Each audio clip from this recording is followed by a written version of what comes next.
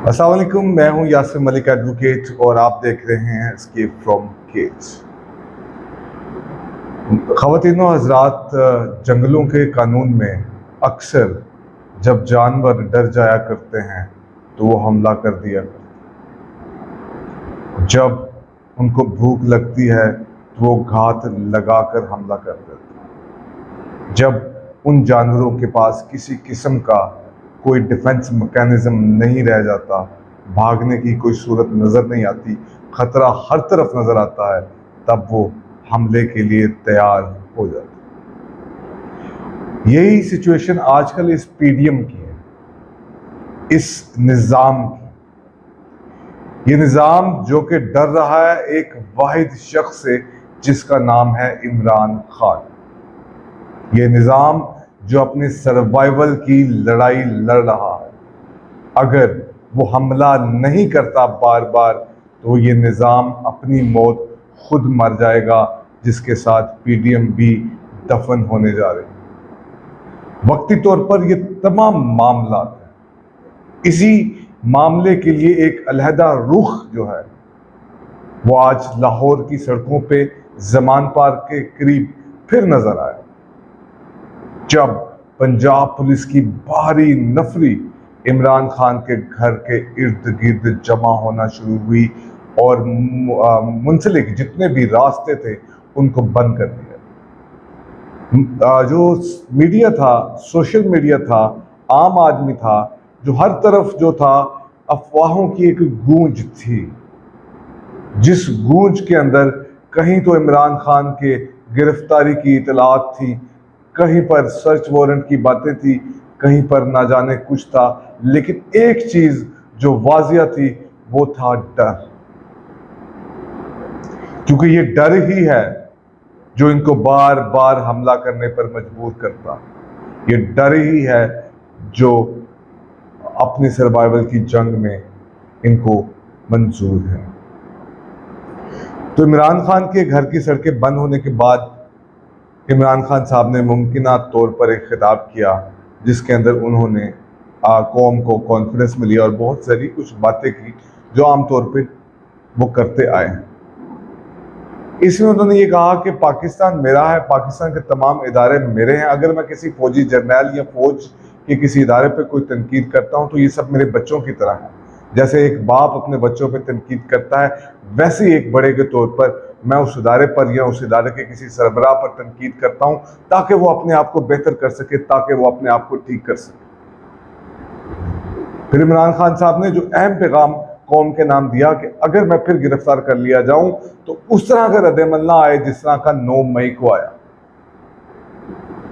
यानी कि अब एक शख्स जो कि इस्टेब्लिशमेंट से, पीडीएम से, इस रियासत के साथ अपने ताल्लुकात को इस्तवार करना चाहता है, बेहतर करना चाहता है, इन तमाम बातों के बावजूद भी वो उस रद्द-ए-अमल को कंडेम करता है जो कि 9 मई को आया था।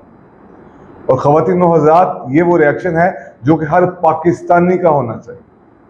मैं और आप इस फौज के साथ ही खड़े हैं, हमारी सर्वाइवल इस फौज के साथ ही खड़े। हाँ, कुछ कमियां हैं, कुछ कोताहियां हैं, कुछ मिस्टेक्स हैं, उसको दूर किया जाना चाहिए, उसके ऊपर बात होनी चाहिए, मगर इदारों की तजलील नहीं की जा सकती, ना इदारों की तजलील की किसी को इजाज़त दी जा सकती। लेकिन किसी ख़ास शख्सियत की पे तनकीद का मतलब हरगिज़ ये ना लिया जाए कि आप उस जो इदारा है उसको ही तजलील समझा जाए। पाकिस्तान में पाक फौज जैसे इदारे की हमेशा से एक मिसाल दी जाती है और हम दुआ करते थे, हमारी कोशिश थी कि पाकिस्तान का हर सिविल इदारा पाक फौज जैसा बन जाए, जहाँ पे कुछ ना कुछ मेरिटोक्रेसी हो, जहाँ पे एक नज़्म व ज़ब्त हो, जहाँ पे कुछ असूल हो, जहाँ पे एक लाया अमल हो। यही हम सब बातें करते हैं, यही सब कुछ होता जा रहा। अब पाक फौज की तरफ से भी कोर कमांडर इजलास हो या सलामती कौंसिल का इजलास हो, उसके अंदर ये बात को वैध की गई कि मुल्क के अंदर एक डायलॉग होना चाहिए और इस तमाम सिनेरियो से नफरतों को ख़त्म किया जाना चाहिए और एक दूसरे के साथ बात करनी चाहिए ताकि हम आगे बढ़ सकें। लेकिन इसके बावजूद सैकड़ों नहीं हजारों पीटीआई के कारकुनान अभी तक गिरफ्तार हैं। उनके जो एक्स एमएलए हैं, एमपीएस हैं, लीडरान हैं, उनकी गिरफ्तारियां हो रही, जिनमें खवातीन को भी नहीं छोड़ा जा रहा। खवातीन की गिरफ्तारियां भी उसी तरह से हो रही। तो ये सारा कुछ भी कंडेमेबल है ना। अगर हमने एक इदारे के ऊपर अगर बात करेंगे तो उसे कंडेम किया जाना चाहिए। तो ये जो सियासी वर्कर्स के साथ और सियासी लीडरान के साथ जो कुछ हो रहा है, ये भी तो कंडेम करना चाहिए। एक सिंपल सवाल था कि इलेक्शन करवा दिया जाए, वो कबूल है, वो कबूल नहीं है, अवाम क्या चाहती है, we have to think about it. इदारों को भी इस बात को सोचना चाहिए।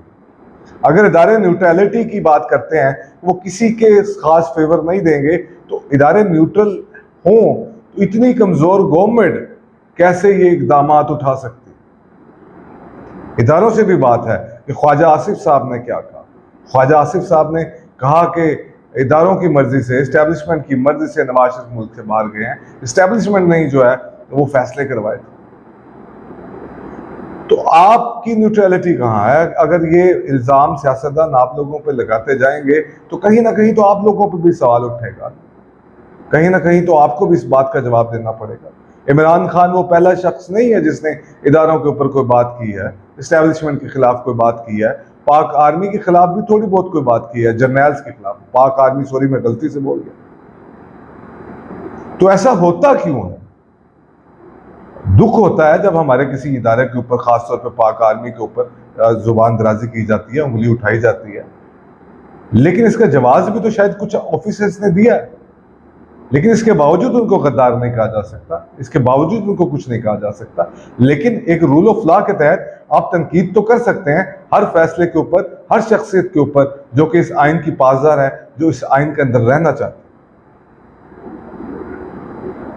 मरियम नवाज ने क्या कहा, नवाज शरीफ ने क्या कहा, मैं वो बात को दोहराना भी नहीं चाहता, मेरा सर शर्म से झुक जाता। आज शायद इमरान खान ने वो लफ्ज, वो जुबान इस्तेमाल नहीं की जो पहले ही पीडीएम की जमातें कर चुकी हैं, जो आज इस्टेब्लिशमेंट के साथ प्रो इस्टेब्लिशमेंट का एक नाटक कर रही है। ये सब कुछ कर चुके, कब तक करेंगे और क्यों करेंगे? इस सब के तो जवाब भी हमें ढूंढने हैं ना। कब तक आप लोगों पे इल्जाम लगता रहेगा? कब तक जस्टिफिकेशन देते रहेंगे?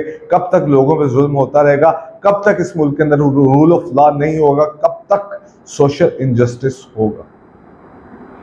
जब तक आप ये चीजें खत्म नहीं करेंगे, इसी तरह से इल्जाम लगते रहेंगे, इसी तरह से बातें होती रहेंगी। हम सबको, इंक्लूडिंग मी, कानून के अंदर आना होगा।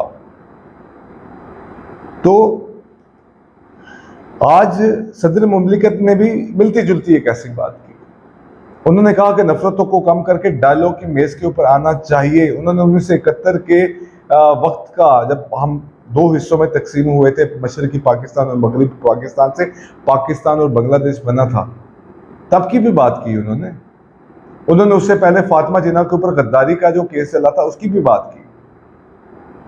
उन्होंने कहा गद्दारी का हिस्सा फातिमा जिन्ना से शुरू हुआ है, जिसको हम मादरे मिल्लत कहते हैं।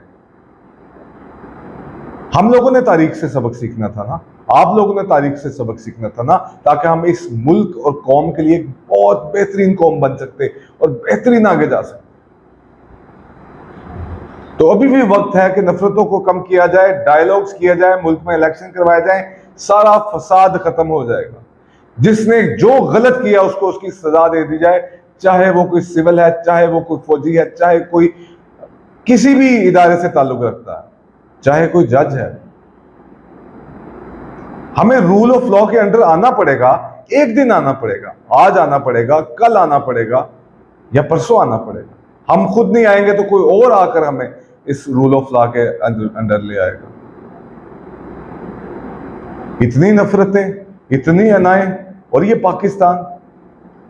जब हमें पाकिस्तान से बाहर के दुश्मन से इतने खतरात हैं, तो हम अपने अंदर इतने खतरात क्यों पैदा कर लेते हैं जिसका दुश्मन फायदा उठा सके? चोर कह सकते हैं, करप्ट कह सकते हैं, और बहुत सी चीजें कह सकते हैं। हम गद्दार का ताना किसी को क्यों दे सकते हैं? जिसको दिल करता है उठाकर गद्दारी का ताना देना शुरू कर देता है। हमने रूल ऑफ लॉ को मजाक बना के रखा हुआ है, अपने मुफाद आ जाते हैं बीच में। पीडीएम की गवर्नमेंट क्यों इलेक्शन नहीं करवाना चाहती? क्योंकि जो उन्होंने बिल पास करवाए अपनी करप्शन को बचाने के लिए, इसके ऊपर भी तो कोई बात की जानी चाहिए। ये जो पुलिस और ये जो आज आमिर मीर साहब ने मुमकिन दहशतगर्द ढूंढने जमान पाक से जाके प्रेस कॉन्फ्रेंस के अंदर, इस बंदे ने क्या नेगेटिविटी भरी है। जो इमरान खान के सपोर्टर हैं वो चांद से या मुरीख से थोड़ी आए हैं, वो भी तो इस मुल्क के शहरी हैं। उनकी सोच एंटी स्टेट नहीं है, उनकी सोच एंटी गवर्नमेंट है।